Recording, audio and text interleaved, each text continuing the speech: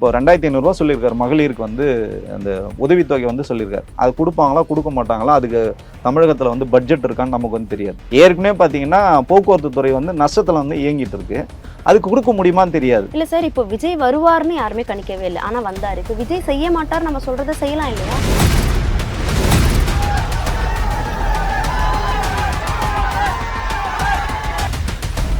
பணம் எங்களுக்கு கொடுக்கலன்னு சொல்லிட்டு உங்களுக்கு வந்து போராட்டம் பண்ணாங்க. சாலை மறியல் வந்து போராட்டம் பண்ணாங்க. திமுக அதிமுக இரு கட்சி வேட்பாளர்களும் களத்தில் எனக்கு தெரியும் பணம் கொடுக்க மாட்டேன்னு சொன்ன வேட்பாளர்கிட்டலாம் போய் ஃபைட் பண்ணி சண்டை போட்டு காசு வாங்கினாங்க. அந்த காசு வாங்கிட்டு யாருக்கு ஓட்டு போட்டிருக்காங்கன்னா தாவேக்கா ஓட்டு போட்டிருக்காங்க. இது வந்து ஒரு ஆரோக்கியமான அரசியலே வந்து கிடையாது. முதல்ல நீங்க வந்து அதை சொன்ன மாதிரி திரு விஜய் அவர்கள் வந்து இதெல்லாம் நடக்கும்னு அவருக்கு வந்து தெரியாது, ஜெயிப்பன்னு அவருக்கு தெரியாது. நான் பல வேட்பாளர்கிட்ட நம்பிக்கை இல்லையா ஜெய்? நீங்க யோசிச்சு பாருங்களா, கொண்டாட்டமே நடக்கல தமிழ்நாடு முழுக்க, அங்கொன்றும் இங்கொன்றும் தான் இருந்தது.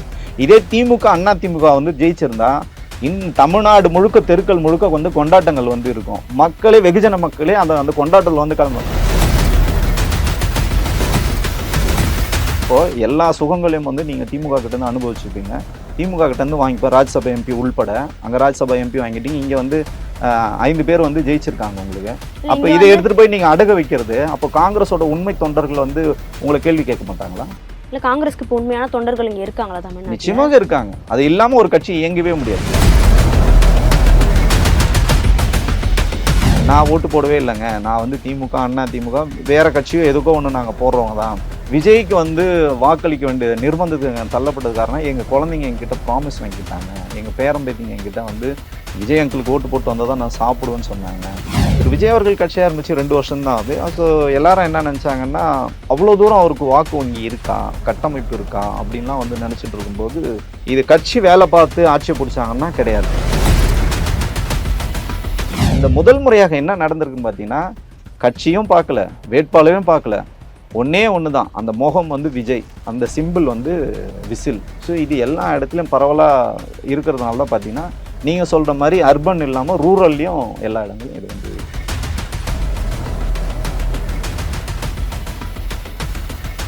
Periyar Maniamai Institute of Science and Technology, Tanjavur. ECE with specialization in AI and ML, IoT, robotics and industrial automation. Kumudam reporter நேயர்களுக்கு வணக்கம். இன்று நாம் சந்திக்கவிருக்கும் சிறப்பு விருந்தினர் அரசியல் விமர்சகர் திரு மணிகண்டன் வீராசாமி அவர்கள். வணக்கம் சார். வணக்கம். எலெக்ஷன் வரப்போகுது அப்படின்னு சொல்லி ஆவலாக இருந்தாங்க, எலெக்ஷன் ரிசல்ட் வரப்போகுதுன்னு சொல்லி ரொம்ப ஆவலாக இருந்தாங்க. ஆனால் அந்த ரிசல்ட்டு இதுவரைக்கும் பல தேர்தல்களை சந்தித்த அரசியல் விமர்சகர்கள் பலரும் வந்து சொன்ன கணிப்புகளை சுக்குநூறாக உடைச்சிருக்கு. எப்படி பார்க்குறீங்க இந்த கணிப்புகளை? இல்லை, எல்லாரோட கணிப்புகளும் வந்து பொய்யாகி போயிருக்கிறது.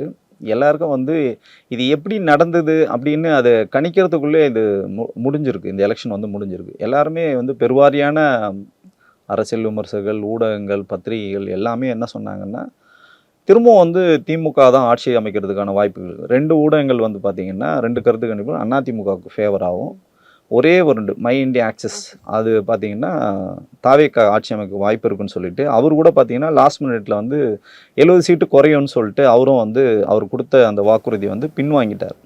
ஸோ இப்படி தான் வந்து களத்தில் வந்து இருந்தது.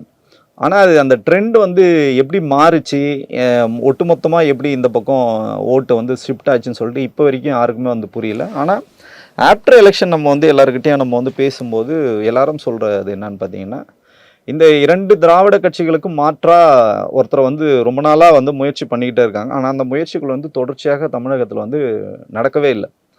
திரு விஜயகாந்தோட அரசியலாக இருக்கட்டும், அதுக்கப்புறம் மக்கள் நல கூட்டணியாக இருக்கட்டும், திரு கமலஹாசன் வந்தார், அதுக்கு முன்னாடி சரத்குமார் வந்தார், இப்போ பல்வேறு நபர்கள் இப்படி வந்துக்கிட்டே தான் இருந்தாங்க, முயற்சி பண்ணிக்கிட்டே இருந்தாங்க. அந்த முயற்சிகள் தோல்வி அடையும் போது அவங்க தொடர்ச்சியாக களத்தில் இல்லை, அந்த களத்தை விட்டு அப்படியே நகர்ந்துக்கிட்டே இருந்தாங்க.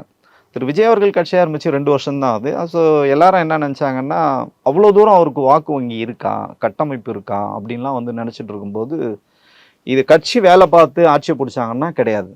ஏன்னா அந்த கட்சியோடு இருந்திருக்கேன், அந்த கட்சிக்கு வந்து நிறைய வேலைகள் நம்ம வந்து செஞ்சு கொடுத்துருக்கோம். ஸோ இதன் அடிப்படையில் நம்ம பார்த்தோம்னா பெரியதாக கட்டமைப்புகள் வந்து கிடையாது. பெரியதாக இன்னும் ஒருபடி மேலே போய் சொல்லணும்னா வேட்பாளர்களே பார்த்தீங்கன்னா இல்லை, வெளியிலேருந்து தான் நிறைய வேட்பாளர்கள் வந்து எடுக்கக்கூடிய ஒரு கள சூழல் வந்து இருந்தது. இந்த சூழலில் பார்த்தீங்கன்னா இப்படி இவ்வளோ பெரிய வளர்ச்சி, இவ்வளோ மக்களோட ஆதரவு எப்படி இருந்ததுன்னு பார்த்தீங்கன்னா அவர் கடைசி நேரம் பண்ண அந்த ஸ்ட்ராட்டஜி, அந்த எலெக்ஷன் ஸ்ட்ராட்டஜி வந்து மக்கள் மத்தியில் இப்போ அவர் சொன்னார் இல்லைங்களா, வந்து என்னை வந்து வெளிப்படையாக வந்து இயங்க விட மாட்டேன்றாங்க, எனக்கு பல்வேறு நெருக்கடிகள் கொடுக்குறாங்க.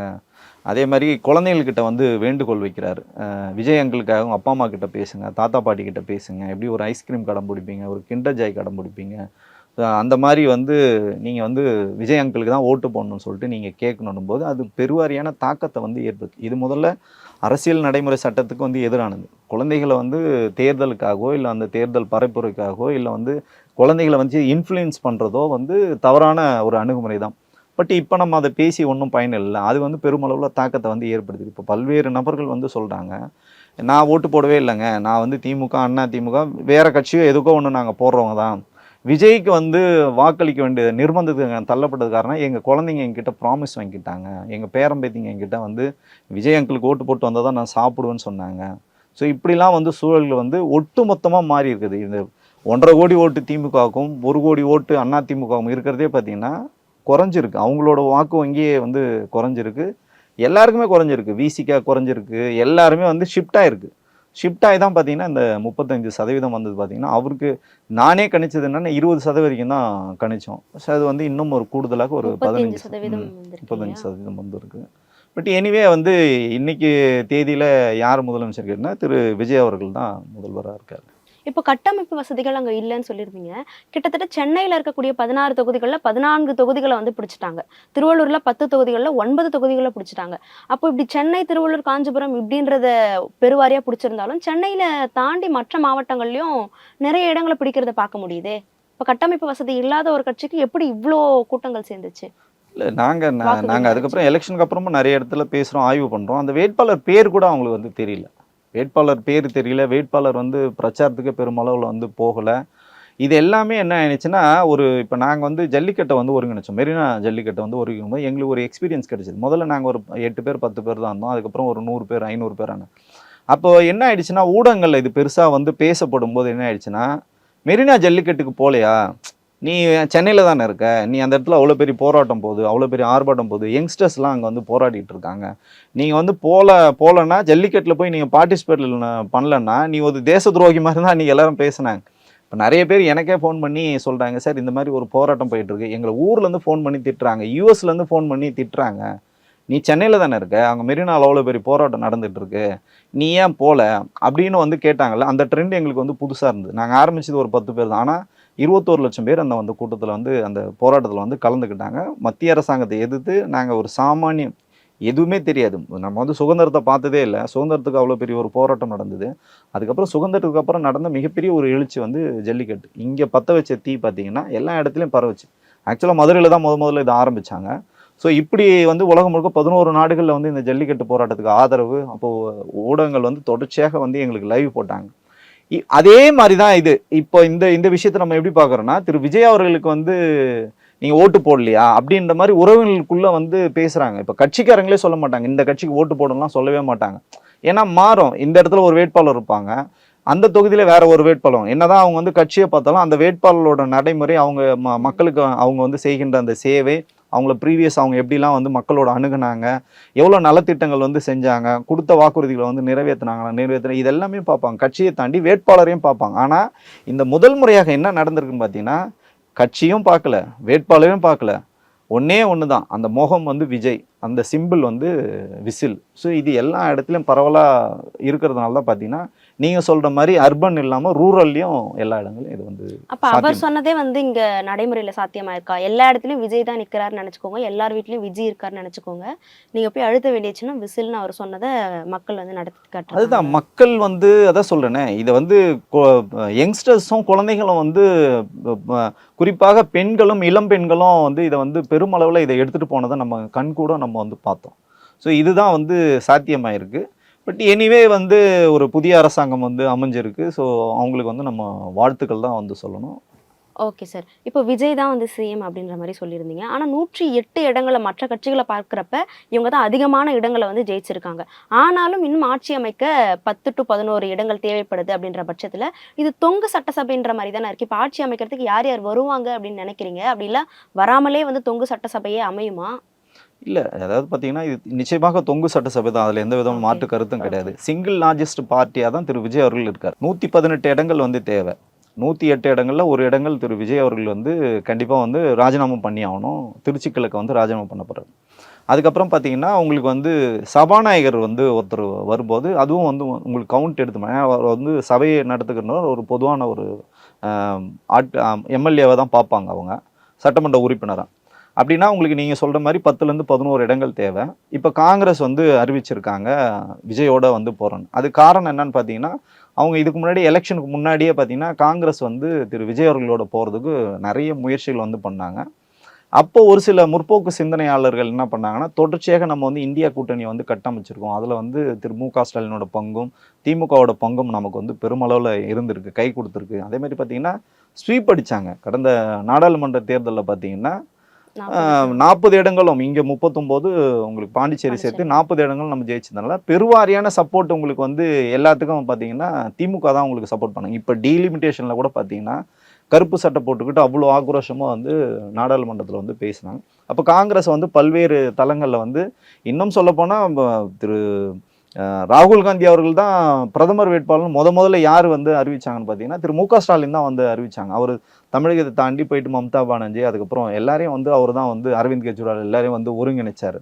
அதன் அடிப்படையில் தான் பார்த்தீங்கன்னா உங்களுக்கு வந்து அரவிந்த் கெஜ்ரிவால் வந்து இங்கே எலெக்ஷன் பரப்புரை பண்ணார். அப்புறம் பீகார்லேருந்து வந்தாங்க. ஸோ எல்லா இடங்கள்லேருந்து வந்து பண்ணதுக்கு தேஜஸ்வி யாதவ் வந்தார். நிறைய பேர் வந்தது காரணம் இவர் எல்லாரோட ஒரு இணக்கமாக இருக்கார் திரு மு.க. ஸ்டாலின் அவர்கள். இந்த சூழலில் வந்து இப்போ இவங்க வந்து தாவேகாக்கு வந்து காங்கிரஸ் வந்து போய் இப்போ உங்களுக்கு ஆதரவு கொடுக்குறாங்கன்னா இருந்து ரொம்ப ஷார்ட் டைமில் ஒரு இப்போ திமுக கூட்டணியில் இருந்து ஜெயிச்சுட்டு இந்த எம்எல்ஏக்களுக்கு வந்து நீங்கள் போயிட்டு தாவேகாக்கு ஆதரவு கொடுக்குறது பார்த்தீங்கன்னா அந்த காங்கிரஸோட அந்த கிரெடிபிலிட்டி இருக்குது பார்த்தீங்களா, அந்த நண்பகத்தன்மை வந்து இன்றைக்கி வந்து உடஞ்சிருக்கு. அதே மாதிரி பார்த்தீங்கன்னா அந்த கூட்டணி தர்மம்னு சொல்லுவாங்க, அந்த கூட்டணி தர்மத்தை வந்து காங்கிரஸ் வந்து மீறி இருக்கிறாங்க. இல்லை சார், ஒரு நீங்கள் சொல்கிற மாதிரி நாடாளுமன்ற தேர்தலில் 40க்கு 40 வாங்கினாங்க, ஒரு வலிமையான கட்சியாக இருந்துச்சு, அதனால் நாங்கள் வந்து தொடர்ந்தோம். இப்போ அந்த வலிமை இல்லை அப்படின்னும் போது நாங்கள் வேறு இடத்துக்கு போகிறோம், இதில் முதுகில் குத்திட்டாங்க அப்படின்னு இப்போ திமுக தரப்புலேருந்து சொல்லப்பட்டிருக்கு. அப்படி சொல்ல வேண்டிய தேவை என்ன இருக்குது? எங்களுக்கு வலிமை இல்லைன்னு நினைக்கிறோம், நாங்கள் போகிறோம் அப்படின்ற மாதிரி இருக்கலாம். நீங்கள் வலிமை இல்லைன்னா நீங்கள் தாவேக்காவோட போயிட்டு நீங்கள் கூட்டணி வச்சு இந்த சீட்டை ஜெயிச்சு நீங்கள் போயிருந்தேன்னா நியாயம் இருக்குல்ல. நீங்கள் யார் உங்களுக்கு வந்து பிரச்சாரம் பண்ணாங்க? இவங்க தானே இந்த கூட்டணி கட்சிகள். மதசார்பற்ற கூட்டணி நீங்கள் வந்து உருவாக்கிட்டீங்க. மதசார்பற்ற கூட்டணி நீங்கள் உருவாக்கிட்டு இதை வந்து ஜெயிச்சுட்டு ஒரு டைம் கூட நீங்கள் வந்து கொடுக்கல. இப்போ தான் ஜெயிச்சிங்க, ஜெயிச்ச உடனே நீங்கள் வந்து வேற ஒரு கூட்டணிக்கு போவேன்னா அப்போ உங்களோட கொள்கை என்ன? காங்கிரஸ் ஏற்கனவே பார்த்தீங்கன்னா உங்களுக்கு இந்த 3வது முறையாக தோத்துருக்கு. உங்களுக்கு மிகப்பெரிய ஒரு வலிமையெல்லாம் வந்து கிடையாது. இந்தியா முழுக்க எங்கேயுமே வலிமை கிடையாது. எல்லா மாநிலங்களும் தோத்துக்கிட்டே வராங்க காங்கிரஸ். இங்கே வந்து பார்த்தீங்கன்னா லாஸ்ட் டைமும் பார்த்தீங்கன்னா கணிசமான எம்எல்ஏக்கள் வந்து இங்கே இருந்தாங்க. அப்படி நீங்கள் வேற கட்சிக்கு போனோன்னா நீங்கள் அந்த இப்போ கொடுத்துருக்காங்களா ராஜ்யசபாவை நீங்கள் கைவிட்டுருங்க. திமுக கிட்டேருந்து நீங்கள் வாங்கினீங்களா 34லேருந்து 35 எம்எல்ஏக்கள் இருந்தால் மட்டும்தான் உங்களுக்கு வந்து உங்களுக்கு மேல் சபையில் வந்து ஒரு எம்பி வந்து கொடுப்பாங்க. நீங்கள் அப்போ வாங்கியிருக்கீங்கள, அதை நீங்கள் ரிசைன் பண்ணுங்கள். உங்கள் வேட்பாளர் வந்து திரும்பி வாங்கிட்டுங்க, தாவேக்கு தாராளமாக நீங்கள் கொடுங்க. அப்போது எல்லா சுகங்களையும் வந்து நீங்கள் திமுக கிட்டேருந்து அனுபவிச்சுப்பீங்க. திமுக கிட்டேருந்து வாங்கிப்போ ராஜ்யசபா எம்பி உள்பட அங்கே ராஜ்யசபா எம்பி வாங்கிட்டீங்க. இங்கே வந்து 5 பேர் வந்து ஜெயிச்சிருக்காங்க உங்களுக்கு. அப்போ இதை எடுத்துகிட்டு போய் நீங்கள் அடக வைக்கிறது, அப்போ காங்கிரஸோட உண்மை தொண்டர்கள் வந்து உங்களை கேள்வி கேட்க மாட்டாங்களா? இல்லை, காங்கிரஸ்க்கு இப்போ உண்மையான தொண்டர்கள் இங்கே இருக்காங்களா தமிழ்நாட்டில்? நிச்சயமாக இருக்காங்க. அது இல்லாமல் ஒரு கட்சி இயங்கவே முடியாது. அதாவது வந்து பார்த்தீங்கன்னா காங்கிரஸோட பிரச்சனை என்ன பார்த்தீங்கன்னா தொண்டர்களை தாண்டி எல்லாருமே தலைவர்கள் தான். ஆனால் திருப்பி ஒரு மறுகட்டமைப்பு வந்து பண்ண வேண்டிய இடத்துல காங்கிரஸ் இருந்தாங்க. அது தொடர்ச்சியாக நீங்கள் களம் ஆடணும்.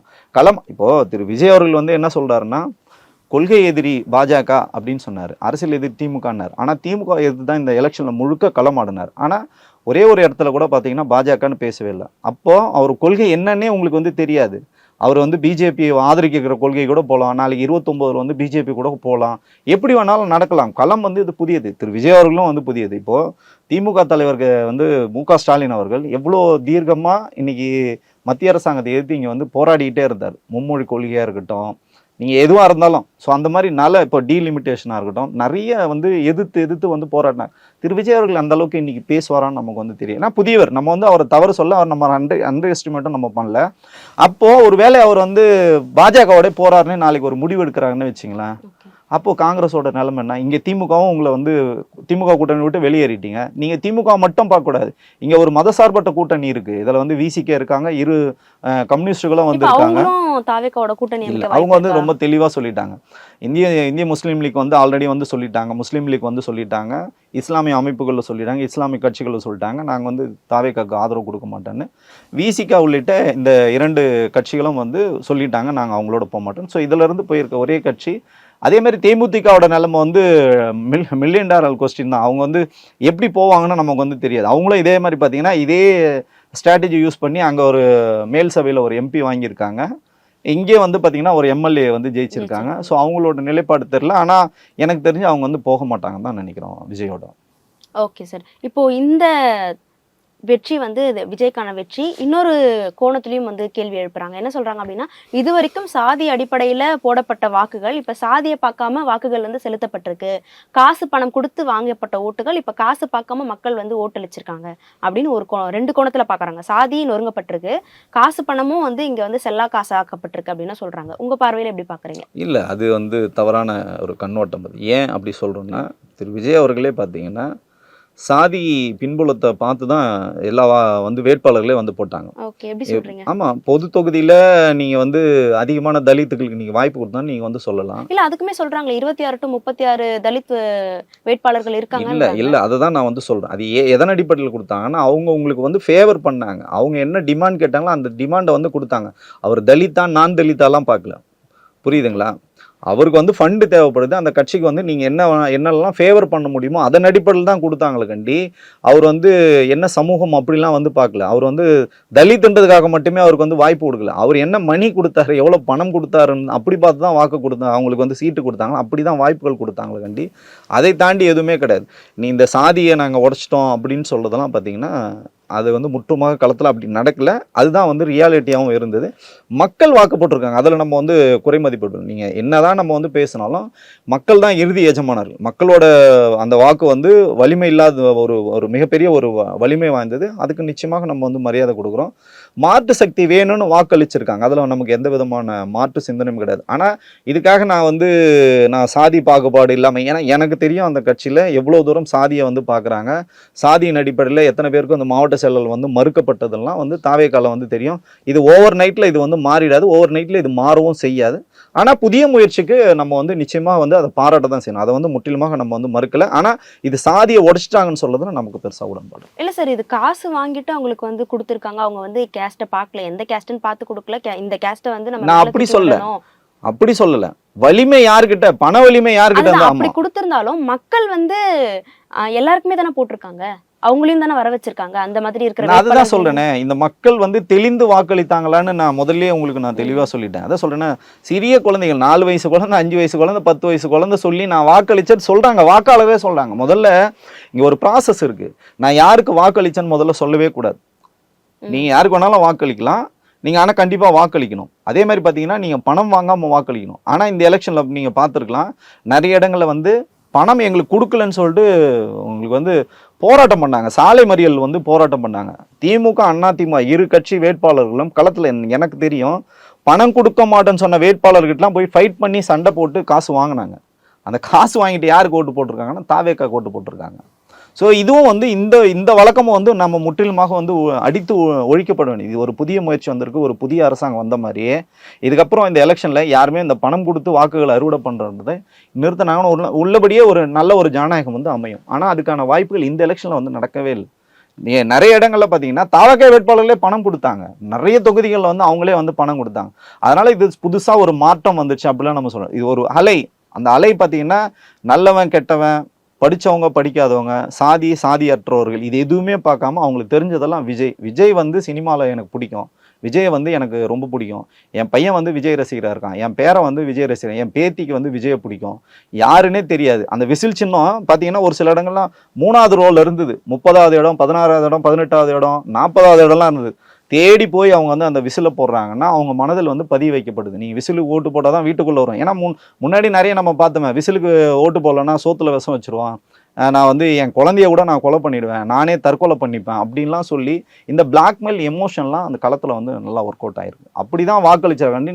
நம்ம சொல்கிற மாதிரி தெளிந்து அறிந்து நம்ம வந்து இந்த வேட்பாளரோட பின்புலம் பார்த்து இப்படிலாம் வந்து வாக்களிச்சாங்கன்னா இந்த எலெக்ஷனில், இதை கூட நான் சொல்லலை, வெகுஜன மக்கள் அவங்க சொல்கிறாங்க, அவங்களோட கருத்து தான் நான் இதை பதிவு, இது என்னோட தனிப்பட்ட கருத்துலாம் வந்து கிடையாது.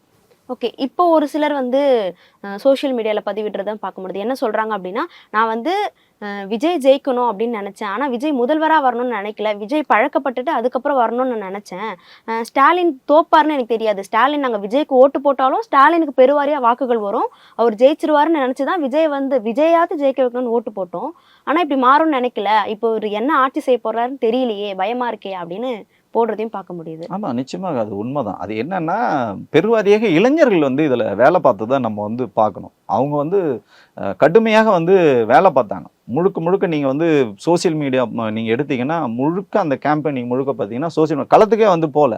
திரு விஜய் அவர்களே பார்த்தீங்கன்னா 12லேருந்து 18 தொகுதி தான் வந்து அவர் வந்து பிரச்சாரமே வந்து பண்ணார். போக முடியல, போகலை. நிறைய இடங்களில் வந்து வேட்பாளரே பார்த்தீங்கன்னா நிறைய இடங்களுக்கு போக முடியல, அவங்களுக்கு வந்து பல்வேறு சிக்கல்கள் இருந்து. இதை தாண்டி இந்த ஒரு மேஜிக் நடந்தது காரணம் பார்த்தீங்கன்னா இதுதான். ஒட்டு மொத்தமாக இப்போ நான் சொன்ன மாதிரி தான், விஜய்க்கு நீங்கள் வாக்களிக்கலைன்னா என் வீட்டில் உனக்கு இடமே இல்லை அப்படின்ற மாதிரி ஒரு சூழலை வந்து உருவாக்கிட்டாங்க. இது முழுக்க முழுக்க பார்த்தீங்கன்னா ஒரு எமோஷனில் நடந்த அந்த, அவங்களே சொல்கிறாங்க எப்படி நான் ஓட்டு போட்டேனே தெரில அப்படின்ட்டாங்க. நான் வந்து நிச்சயமாக நான் வந்து விசிலுக்கு ஓட்டு போடலாம், நான் உள்ளே போகவே இல்லை, ஆனால் என் கண்ணு முன்னாடி என் பையனோ என் பொண்ணு என் பேத்தி பேரம்பேத்தி சொன்னதெல்லாம் எனக்கு ஞாபகம் வந்தது, அதனால் நான் விசில் போட்டு. இப்போ நீங்கள் சொன்ன மாதிரி அவங்களும் சொல்கிறாங்க. அவங்க என்ன நினைக்கிறாங்கன்னா 234 தொகுதியிலும் எங்கே ஓட்டு போட்டாலும் அது வந்து விஜய்க்காக போட்ட ஓட்டு, அது பெரம்பூரில் விஜய் நிற்கிறாரு, ஆனால் அவங்க என்ன சொல்கிறாங்க, கன்னியாகுமரியில் ஓட்டு போட்டவங்க திருச்செங்கோடில் ஓட்டு போட்டவங்க என்ன சொல்கிறாங்கன்னா விஜய் தான் இங்கே நிற்கிறாருன்றாங்க. இல்லைம்மா, அந்த இடத்துல வேற ஒருத்தர் வேட்பாளர் பேரை சொன்னால் இல்லை என் பேரன் சொல்லியிருக்கான், விஜய் தான் இங்கே நிற்கிறாரு. ஸோ இப்படி கூட வந்து மக்கள் வந்து அந்த சிந்திக்கிறது கூட நேரம் இல்லாமல் இந்த வாக்குகளை வந்து செலுத்தியிருக்காங்க. இதையும் வந்து நம்ம சொல்லலை, இப்போ நீங்கள் சொன்ன மாதிரி இது மக்களோட கருத்து தான், இது மக்கள் தான் இதை வந்து பதிவு பண்ணுறாங்க. இப்போ ப்ரோக்ரஸிவான ஒரு மாநிலமா வந்து தமிழ்நாடு இருக்கு, மற்ற வட மாநிலங்களுக்கெல்லாம் ஒரு முன்னோடியா தமிழ்நாடு இருக்கு, கல்வி வளர்ச்சியில உயர்ந்திருக்கு அப்படின்னு பாக்குறோம். ஆனா அந்த அளவுக்கு கல்வி அறிவு பெற்ற ஒருத்தவங்க கட்டமைப்பு வசதி பெரும் வரையே இல்லைன்னு நீங்க சொல்றீங்க. இப்போ நீங்க சொல்றதை வச்சு பார்த்தா, இப்போ இந்த அளவுக்கு கட்டமைப்பு வசதி இல்லாத ஒருத்தரை நம்ம தேர்ந்தெடுத்தோம்னா அவங்க எப்படி நம்மளை ஆளுவாங்க அப்படின்ற ஒரு கேள்விக்கு உட்படுத்தாம வாக்களிச்சிருக்காங்கன்னா இது இந்த மாநிலம் வந்து ப்ரோக்ரஸிவா தான் இருக்கா அப்படின்ற ஒரு கேள்வி வருது இல்லையா? இப்போ நம்ம மக்களை வந்து எப்பவுமே நம்ம குறைமதிப்பீடு வந்து பண்ண முடியாது. ஆனா இங்க என்ன நடந்ததுன்னு பார்த்தீங்கன்னா, அரசியல் புரிதலே தெரியாம, அரசியல் வந்து என்ன நடக்கும்னு தெரியாம, இதுக்கு பின்னாடி இவ்வளோ பெரிய ஒரு ப்ராசஸ் இருக்கு, ஒரு ஒரு சுதந்திரமான நாடு, நீங்க எப்படி வாக்களிக்கணும்னா வாக்களிப்பது உங்க உரிமை, உங்களை யாருமே இன்ஃப்ளூயன்ஸ் பண்ணக்கூடாது, அதை தான் வந்து நம்ம வந்து சொல்லணும். வடநாட்டில் எப்படி எலெக்ஷன் நடக்குன்னு பார்த்தீங்கன்னா, நான் பார்வையாளர்லாம் வந்து வடநாடுகளுக்கு வந்து போயிருக்கேன், வட மாநிலங்களுக்கு வந்து போயிருக்கோம். அப்போ என்ன நடக்குன்னா, கூட்டமாக ஒரு வாகனத்தில் வந்து ஏற்றிட்டு வருவாங்க, மக்களை வந்து ஏற்றிட்டு வருவாங்க. அவங்க வந்து எப்படின்னா நம்ம ஊரில் 100 மீட்டருக்கு முன்னாடியே நிறுத்துவாங்கல்ல, அந்த மாதிரிலாம் அவங்கள வந்து கண்ட்ரோலே பண்ண முடியாது. அவங்க அந்த இது வரைக்கும் கேட்டு வரைக்குமே போவாங்க, அந்த வாகனம் நிறுத்திட்டு இவங்க உள்ளே கூப்பிட்டு போவாங்க, அந்த பூத் வரைக்குமே போவாங்க, அந்த பூத்தாண்டியே போவாங்க. போயிட்டு அவங்களுக்கு என்ன விருப்ப சின்னமோ அந்த சின்னத்தில் அழுத்துவாங்க.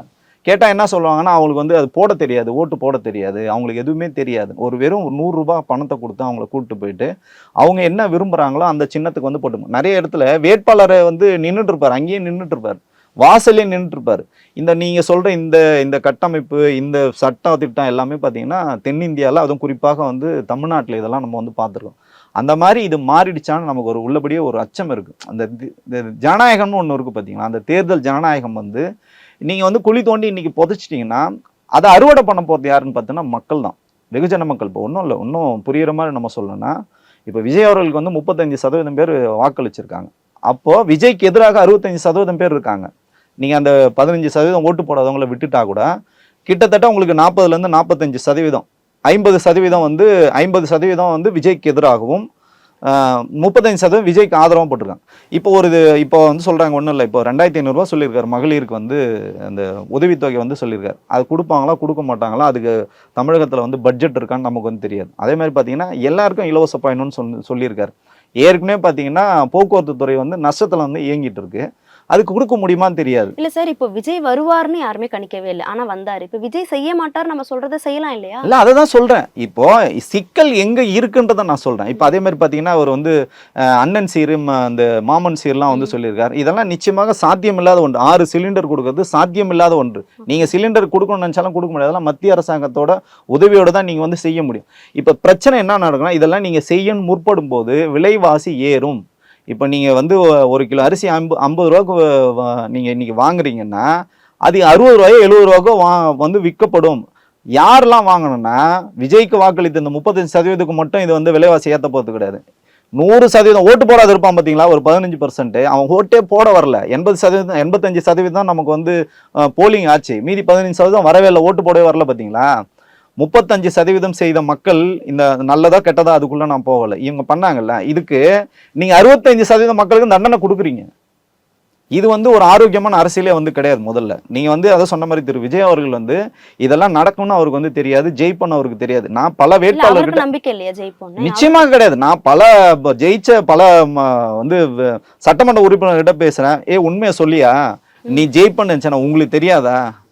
நானே நம்பல, யாருமே நம்பல. நாங்க மக்கள் வந்து இவ்வளவு தூரம் எங்களை வந்து சட்டமன்ற உறுப்பினர்கள் நம்பல.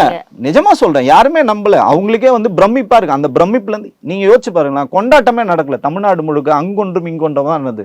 இதே திமுக அண்ணா திமுக வந்து ஜெயிச்சிருந்தா தமிழ்நாடு முழுக்க தெருக்கள் முழுக்க வந்து கொண்டாட்டங்கள் வந்து இருக்கும். மக்களே, வெகுஜன மக்களே அந்த கொண்டாட்டத்தில் வந்து கலந்து.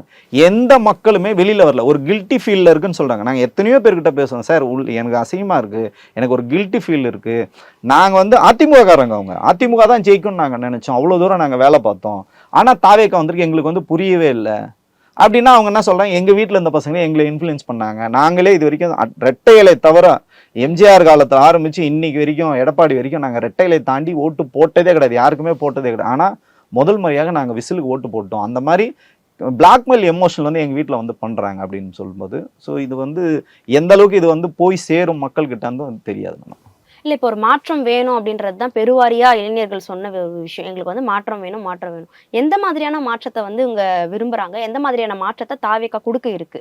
இப்போ மாற்றம்னு நீங்க வந்து சொல்லி வந்தீங்கல்ல, அதுதான் நான் சொல்றேன். களத்தை நீங்க தயார் பண்ணல. உங்க கொள்கை என்னன்னு உங்க சட்டமன்ற உறுப்பினர்களுக்கே வந்து தெரியாது. இப்போ முதல்ல போறோம்ன்றத ஸ்டார்டிங்ல இருந்தே சொல்லிட்டு இருந்தாங்க. ஆமா, இப்போ ஊழல் மட்டும் கிடையாது, அதை தாண்டி வந்து நிர்வாகம் நீங்க எப்படி பண்ண போறீங்கன்னு இருக்கு.